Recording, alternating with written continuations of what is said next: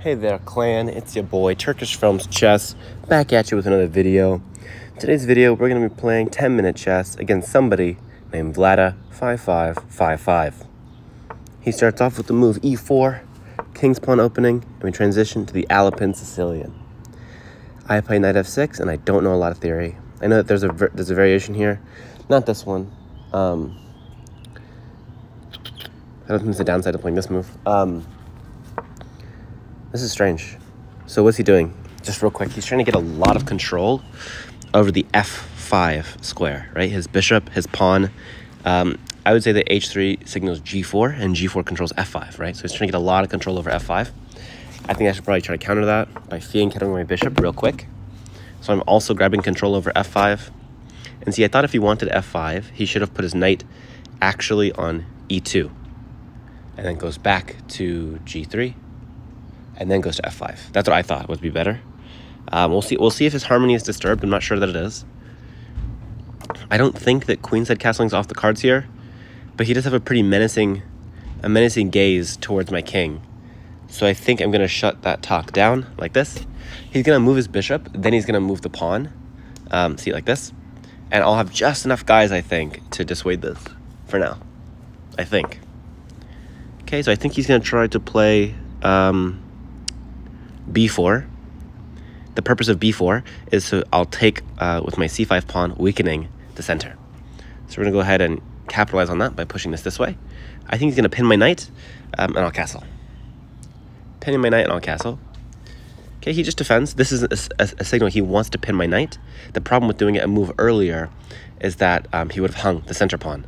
So he's gonna try to pin it. So let's go buck wild. Let's go crazy.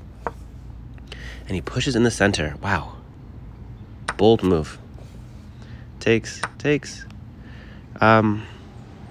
We can let him take, we can let him push. It really doesn't make a big difference at this point. If I take with my knight, he takes back. I take with the pawn, he takes with the queen. I have an isolated central pawn. I don't like that. So I'm going to castle. And if he takes, I'll take back with the knight. Maybe we trade. And my bishop is a little bit sad behind that pawn. But I always have the f5 break. And the f5 break will make my bishop really good, I think. If he pushes, I'll also be happy because, yep, I think this is good for me, actually. Because, yes, my dark square bishop is locked out for a little bit, but it's not locked out permanently, I don't think.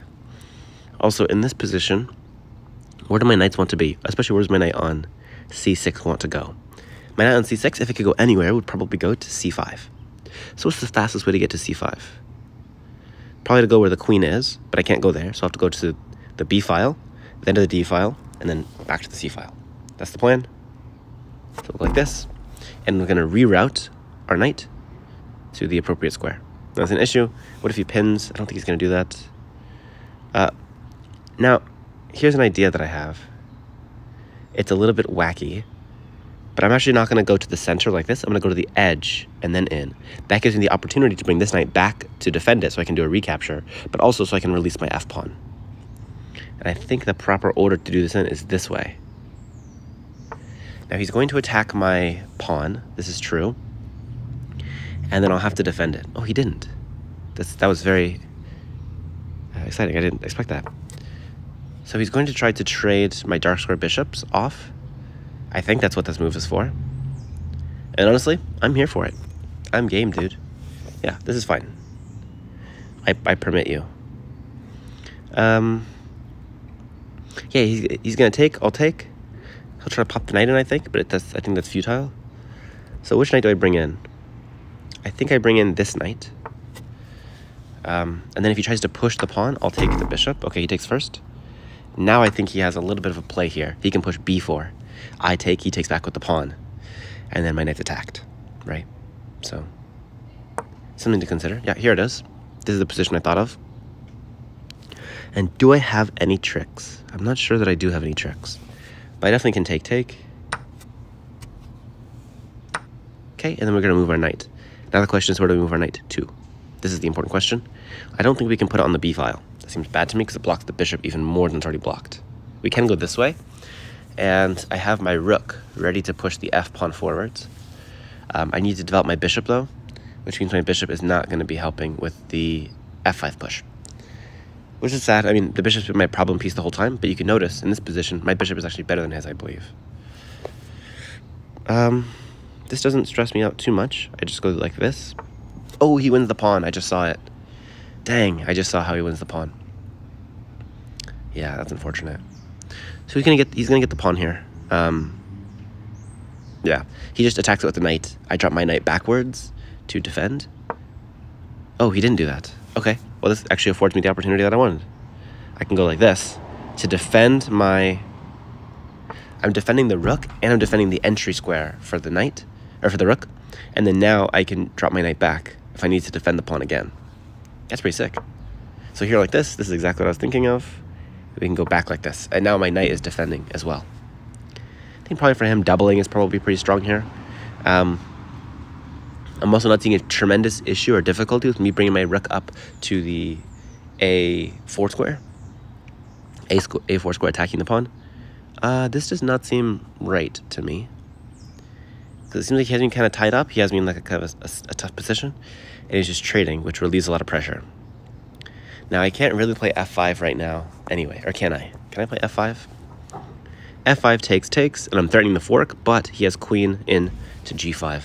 So we're just going to quickly stop queen to G5 like this. Stop queen G5, and now we can play F5.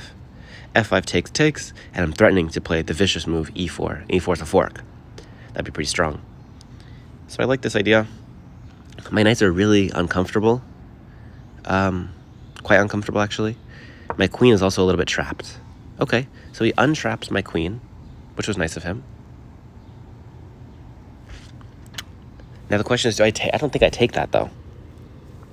I don't think I take that. If I take it, it develops his knight, and he's attacking my knight right back. Well, okay, here's a variation. I take the queen, he takes with the knight.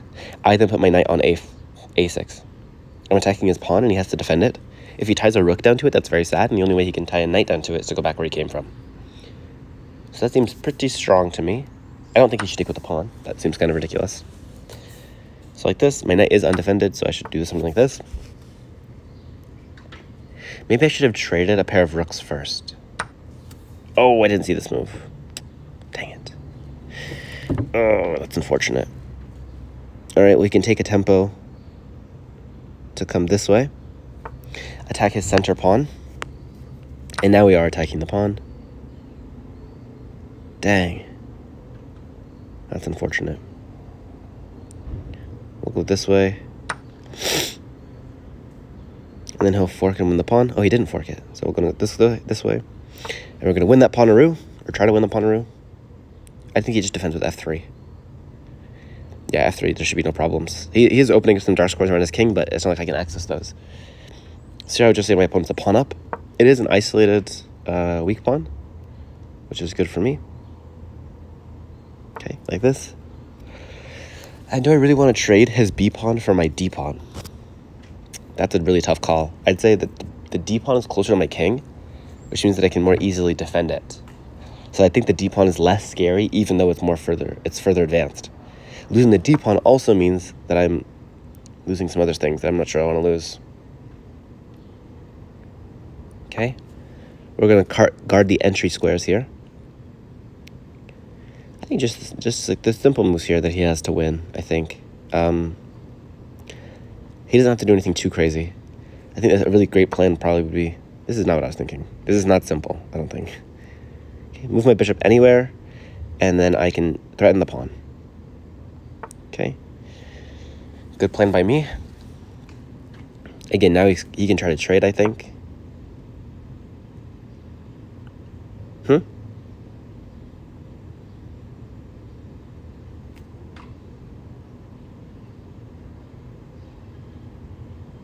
Take the knight to worsen his structure. I think there's pawns on both sides of the board, so I think this is positive for me. Also, look at how many pawns of his are on dark squares. That's also a positive. We'll go this way. We are attacking the pawn legit now. Like, actually we are. And I feel like my... Oof. There we go. Gotta keep that defended. And I'm attacking his pawn. Again, you guys know the drill. And there's not really a good way to defend it, I don't think. His rook has to go back to c4 to defend. This defense, I think, does not work. And the reason it doesn't work is because I think I can just... I want to just improve my king.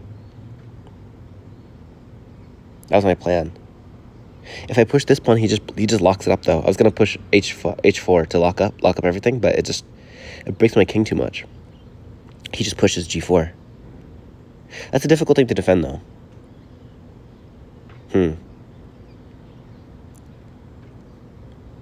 I don't know what else. I don't know what else to do. So we're gonna do this. I don't know what else to do. Okay, that's positive for me. I like that. Opens up the position, means that my pieces will have more opportunities later on. And then I think my plan is going to be to trade a pair of rooks, and then to push f4. Oh, that doesn't quite work, does it?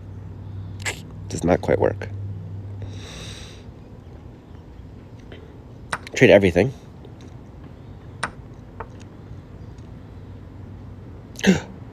I just blundered. Oh, I didn't. I thought I blundered my bishop. Okay, now I can play f4. f4, he takes. I take. He takes with the knight. I take with the king. He pushes the pawn. I come down. He pushes. I come down. He pushes. I go there. Wait. Let me count this again. Push, takes. There. I lose in that case. So I can't do that. But I can hurt him like this. And then if his knight comes in, oh, he didn't come in. Perfect. So now I can play like this, I think. And I want to make weaknesses. That's the whole point. If I can make weaknesses in this structure, then I'll be happy. Like if he takes with the pawn, I'm taking with the king, improving my king. Then I'll push my other pawn, take with the king, and take all the pawns, and everything's just going to be a draw. Perfect. Look at this. So his knight has to go to d2 to stop me from pushing. Do I push anyway? Oh, see, this is not right. This is not right. I think I push.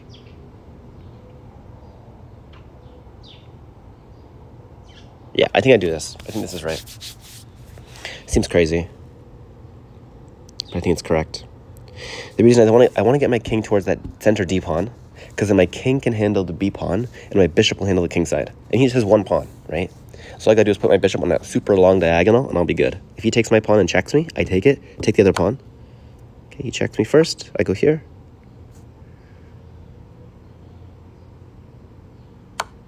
Okay. Then I go here. And I'm a little bit stuck. I would say I'm stuck in a way that's similar to how Chuck is stuck. Like he's quite a stuck person as well. So we're gonna go this way, attacking this pawn. We take that.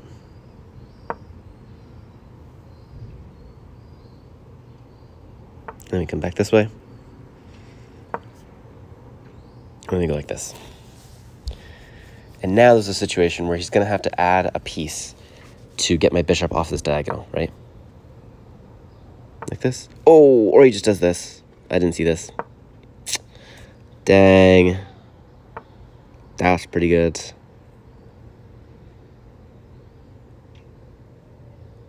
If you push the F pawn, I can take it. Yeah, this is annoying. GG. GG. Let's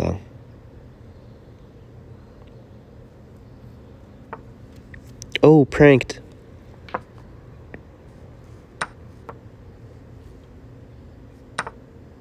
Oh, whoops.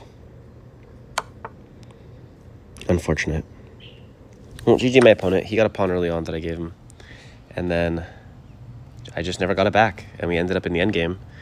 And I had worst pieces. Worst pieces in the endgame is not a good way to win. It's a good way to not win, though, if that was your goal. For whatever reason. Oh, I want to be stalemates. Stalemate me. He has no stalemating moves in this position. Unfortunately. Does he have any stalemating moves here? I see 0 stalemating moves. Yeah, you always want to make the move that gives your opponent the most chances to stalemate you. And here there's nothing. I can go to the corner and get mated instantly, or I can go here. If he sees a mate in one, if there's a mate in one available, I think they're likely to take it. So try to avoid those kinds of positions if you can. Okay, here there is a stalemate if his knight goes either towards my king on a3 or the other way. Here. And he can just check me. I'll take his knight, and then it's an easy win, which he might be considering. Oh, or this. Look at that. That was kind of pretty. Nice checkmate. Good work. If you guys want to know where my opponent was from, put your answers down in the comments below. I want to see how many of you are good at geography, or flagography. There's a name for it. Isn't it like vexillological association? I think it's vexillological association. And there you go, Serbia. Wow, this guy's awesome. He's from Serbia too. So I used my time wisely. I think that game I had a minute left at the end, 2 minutes left at the end. Maybe I played too quickly. I felt happy about the opening. I feel like I got everything I want. I had a hole on d5 that he didn't exploit. I feel like I got a lot of space on the queen side, and my knight got a little bit passive here.